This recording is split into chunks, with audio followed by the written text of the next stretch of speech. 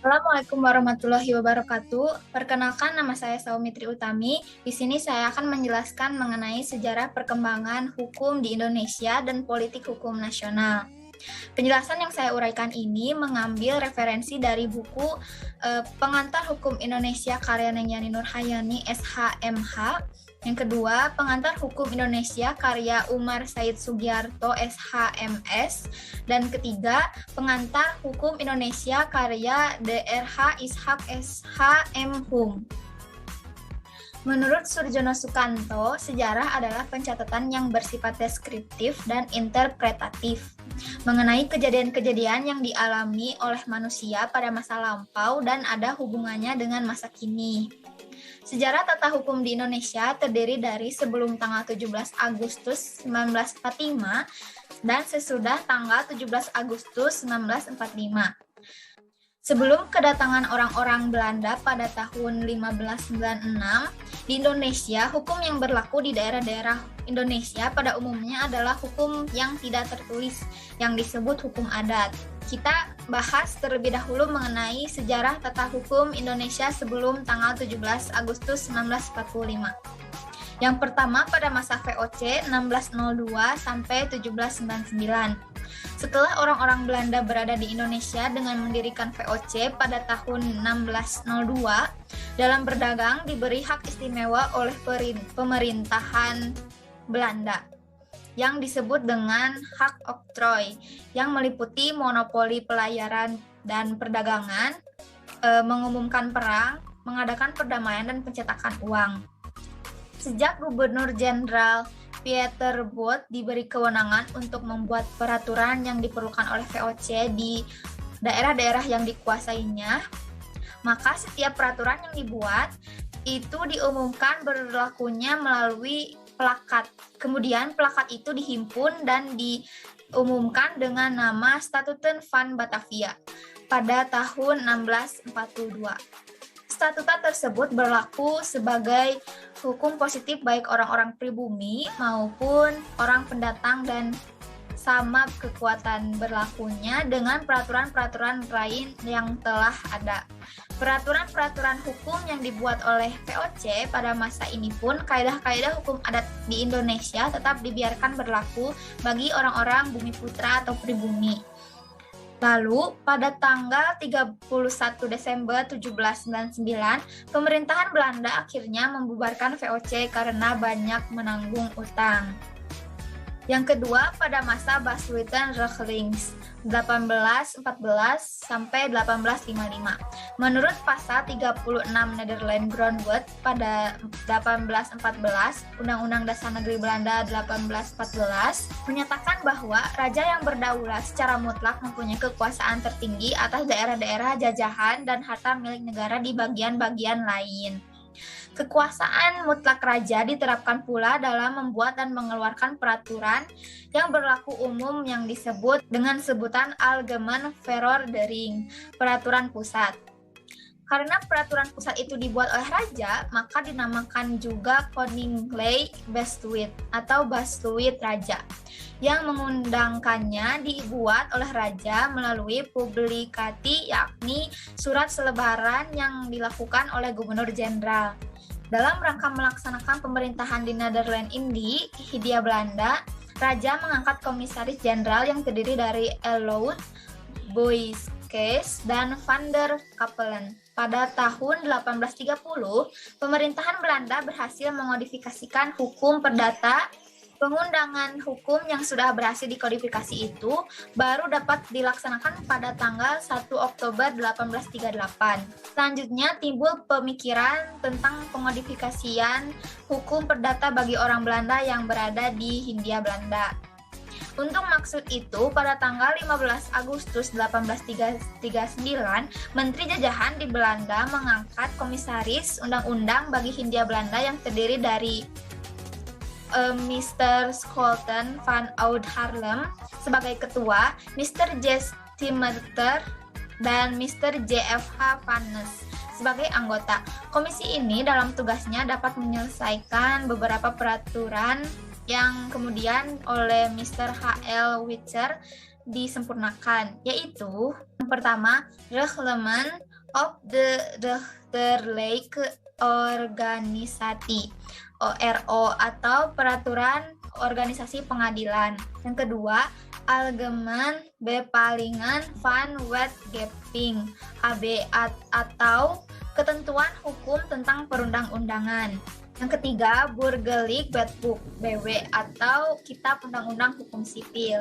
Yang keempat, Wetboek van Koophandel atau Kitab Undang-Undang Hukum Dagang. Yang kelima, Reglement of the Burgerlijk Rechtvordering atau Peraturan tentang Acara Perdata. Tata hukum pada masa Besluitenregeling terdiri dari peraturan tertulis yang dikodifikasikan dan yang tidak dikodifikasi, serta peraturan tidak tertulis hukum adat yang khusus berlaku bagi orang bukan golongan Eropa. Yang ketiga, pada masa Regeling Reglement 1855 sampai 1926, di negeri Belanda terjadi perubahan Grondwet Undang-Undang Dasar pada tahun 1848 sebagai akibat dari pertentangan Staten-Generaal Parlemen dengan Raja yang berakhir dengan kemenangan parlemen dalam bidang pengelolaan kehidupan bernegara. Adanya perubahan Grondwet itu mengakibatkan juga terjadinya perubahan terhadap pemerintahan dan perundang-undangan penjajahan Belanda di Indonesia.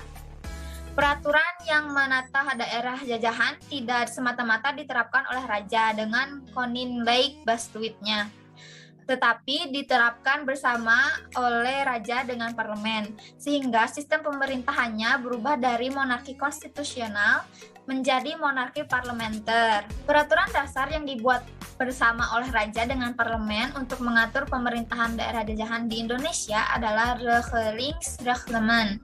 Regeringsreglement ini berbentuk undang-undang yang diundangkan melalui S1852 yang isinya terdiri dari 130 pasal dan 8 bab dan mengatur tentang pemerintahan di Hindia Belanda, sehingga RR ini dianggap sebagai Undang-Undang Dasar Pemerintahan Jajahan Belanda.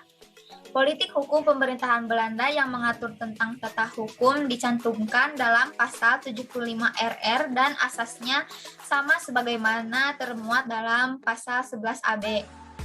Yaitu bahwa dalam menyelesaikan perkara perdata, hakim diperintahkan untuk menggunakan hukum perdata Eropa bagi golongan Eropa dan hukum perdata adat bagi orang bukan Eropa.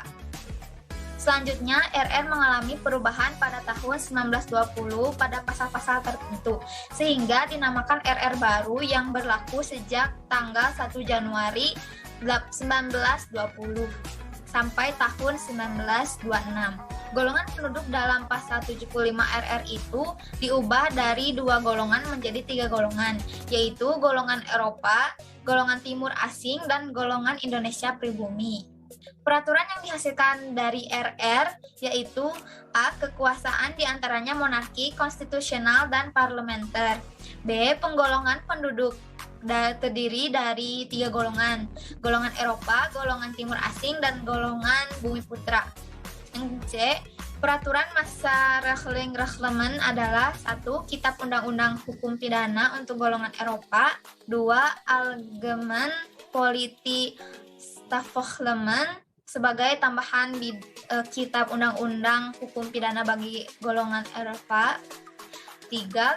Kitab Undang-Undang Hukum Pidana bagi orang bukan Eropa, 4. Politiek Strafreglement bagi orang bukan Eropa, 5. Wetboek van Strafrecht yang berlaku bagi semua, 6. Golongan penduduk melalui S 1915-732 mulai berlaku sehingga sejak 1 Januari 1918. Yang keempat, pada masa Indis Stadregeling 1926 sampai 1942. Pada tanggal 23 Juni 1925, Regering tersebut diubah menjadi Indis Stadregeling IS atau Peraturan Ketatanegaraan Indonesia yang termuat dalam STB 1925.2415 yang mulai berlaku pada tanggal 1 Januari 1926. Pada masa berlakunya IS, tata hukum yang berlaku di Hindia Belanda adalah pertama-tama yang tertulis dan yang tidak tertulis hukum adat, dan sifatnya masih pluralistis, khususnya hukum perdata, yang tersebut tampak pada ketentuan pasal 31 IS yang juga menjelaskan bahwa pemerintahan Hindia Belanda membuka kemungkinan adanya usaha untuk unifikasi hukum bagi ketiga golongan penduduk Hindia Belanda, yaitu Eropa, Timur Asing, dan pribumi yang ditetapkan dalam pasal 163 IS. Yang kelima, pada masa Jepang 1942 sampai 1945. Pada masa pemerintahan Jepang, pelaksanaan tata pemerintahan di Indonesia berpedoman undang-undang yang disebut Gunseirei. Melalui Osamu Seirei itu mengatur segala hal yang diperlukan untuk melaksanakan pemerintahan. Melalui pemerintahan pelaksanaan yang disebut Osamu Seirei, peraturan Osamu Seirei berlaku secara umum. Osamu Seirei sebagai peraturan pelaksanaan, isinya juga mengatur hal-hal yang diperlukan untuk menjaga keamanan dan ketertiban umum. Dalam bidang hukum, pemerintahan bala tentara Jepang melalui Osamu Seirei nomor 1 tahun 1942 pada pasal 3 menyebutkan semua badan pemerintahan dan kekuasaannya, hukum dan undang-undang dari pemerintahan yang dahulu tetap diakui sah buat sementara waktu asal tidak bertentangan dengan peraturan pemerintahan militer. Berdasarkan pasal 3 Osamu Seirei tersebut, jelaslah bahwa hukum dan peraturan perundang-undangan yang berlaku sebelum bala tentara Jepang datang ke Indonesia masih tetap berlaku. Dengan demikian, pasal 131 IS sebagai pasal politik hukum dan pembagian golongan penghuni Indonesia menurut pasal 163 IS masih tetap berlaku. Untuk golongan Eropa, Timur Asing dan Indonesia, Timur Asing bukan Cina yang tunduk secara sukarela kepada hukum perdata Eropa tetap berlaku baginya Burgerlijk Wetboek dan Burgerlijk van Koophandel, serta aturan-aturan hukum perdata Eropa yang tidak dikodifikasikan. Sedangkan bagi golongan Indonesia dan golongan Timur Asing bukan Cina yang tidak tunduk secara sukarela kepada hukum perdata Eropa tetap berlaku aturan-aturan hukum perdata adatnya. Selanjutnya, pemerintahan bala tentara Jepang juga mengeluarkan Gunseirei nomor istimewa 1942. Osamu Seirei nomor 25 tahun 1944 memuat aturan-aturan pidana yang umum dan aturan-aturan pidana yang khusus sebagai pelengkap aturan yang telah ada sebelumnya. Semua aturan hukum dan proses peradilannya selama zaman penjajahan Jepang berlaku sampai Indonesia merdeka. Lalu selanjutnya pada masa setelah 17 Agustus 1945, setelah bangsa Indonesia merdeka tanggal 17 Agustus 1945, maka saat itu bangsa Indonesia telah mengambil sikap untuk menentukan nasib sendiri, mengatur dan menyusun negaranya, serta menetapkan tata hukumnya. Sehingga pada tanggal 18 Agustus 1945 ditetapkanlah Undang-Undang Dasar yang supel dan elastis dengan sebutan Undang-Undang Dasar 1945.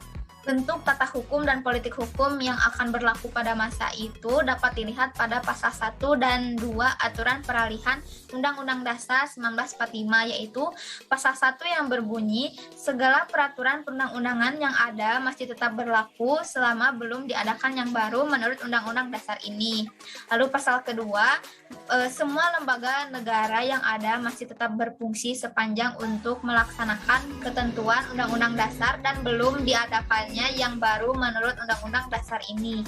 Menurut ketentuan pasal 1 dan 2 aturan peralihan itu dapat diketahui bahwa semua peraturan dan lembaga yang telah ada dan berlaku pada zaman penjajahan Belanda maupun masa pemerintahan bala tentara Jepang tetap diberlakukan dan difungsikan. Dengan demikian, tata hukum yang berlaku pada masa tahun 1945 sampai 1949 adalah semua peraturan yang telah ada dan pernah berlaku pada masa penjajahan Belanda maupun masa Jepang berkuasa, dan produk-produk peraturan baru yang dihasilkan oleh pemerintahan Negara Republik Indonesia dari tahun 1945 sampai 1949. Setelah berdirinya Negara Republik Indonesia Serikat, berdasarkan hasil konferensi Meja Bundar pada tahun 1949, maka berlakulah Konstitusi Republik Indonesia Serikat atau KRIS. Dan tata hukum yang berlaku pada waktu itu adalah tata hukum yang terdiri dari peraturan-peraturan yang dinyatakan berlaku pada masa 1945 sampai 1949 dan produk peraturan baru yang dihasilkan oleh pemerintahan Negara Republik Indonesia Serikat selama tahun waktu 17 Desember 1949 sampai dengan 16 Agustus 1950. Hal tersebut telah ditentukan dalam pasal 192 KRIS yang berbunyi, peraturan-peraturan undang-undang dan ketentuan tata usaha yang sudah ada pada saat konstitusi ini mulai berlaku tetap berlaku, tidak berubah sebagai peraturan-peraturan dan ketentuan-ketentuan RIS sendiri. Selama dan sekedar peraturan-peraturan dan ketentuan-ketentuan itu tidak dicabut, ditambah atau atas kuasa konstitusi ini. Berdasarkan ketentuan pasal 192 KRIS ini berarti bahwa aturan-aturan hukum yang berlaku dalam Negara Republik Indonesia berdasarkan pada pasal 1 dan 2 Aturan Peralihan Undang-Undang Dasar 1945 tetap berlaku di Negara Republik Indonesia Serikat. Konstitusi RIS hanya berlaku 7 bulan 16 hari, kemudian diganti oleh UUDS 1950 yang berlaku sampai 4 Juli 1959. Tata hukum yang berlaku pada masa ini adalah tata hukum yang terdiri dari selama peraturan yang dinyatakan berlaku berdasarkan pasal 142 UUDS 1950 dan ditambah dengan peraturan baru yang dibentuk oleh pemerintah negara selama kurun waktu dari 17 Agustus 1950 sampai dengan 4 Juli 1959 UUDS terdiri atas mukadimah dan batang tubuh. Mukadimah UUDS terdiri atas 4 alinea dan batang tubuh UUDS terdiri dari 6 bab, 146 pasal dan 1 pasal penutup UUDS 1950. Merupakan undang-undang dasar bersifat sementara untuk melengkapi pergantian struktur pemerintahan sebagai negara kesatuan. Hal tersebut ditegaskan dalam pasal 134 UUDS 1950 bahwa konstituante sidang pembuka Undang-Undang Dasar bersama-sama pemerintah selekas-lekasnya menetapkan UUD Republik Indonesia yang akan menggantikan Undang-Undang Dasar sementara ini.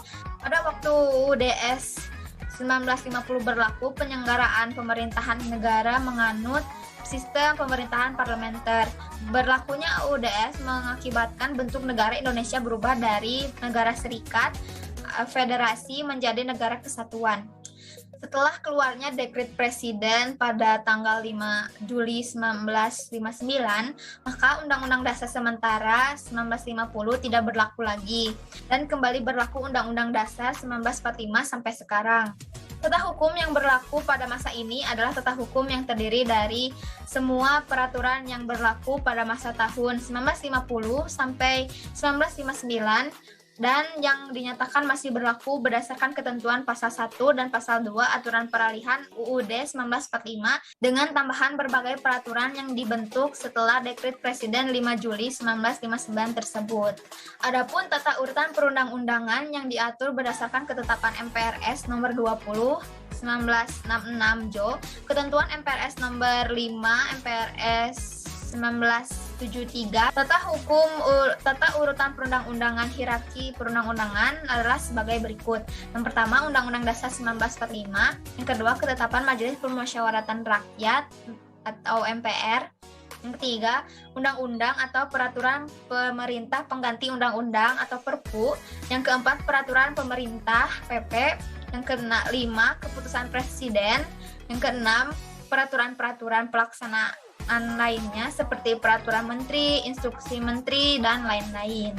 Lalu pembahasan selanjutnya mengenai politik hukum nasional. Menurut Sejipto Raharjo, politik hukum adalah kegiatan untuk menentukan pilihan mengenai cara dan tujuan yang hendak digunakan untuk mencapai tujuan hukum dalam masyarakat. Menurut Mahfud MD, politik hukum adalah salah satu cabang dari ilmu hukum yang mana ilmu hukum terdiri dari dogmatika hukum, sejarah hukum, perbandingan hukum, politik hukum, dan ilmu hukum umum. Jadi, politik hukum nasional merupakan polisi atau kebijakan dasar penyelenggaraan negara dalam bidang hukum nasional, baik yang sedang berlaku ius constitutum maupun yang akan berlaku ius constituendum, guna mencapai tujuan bangsa dan negara yang diamanatkan oleh Undang-Undang Dasar 1945.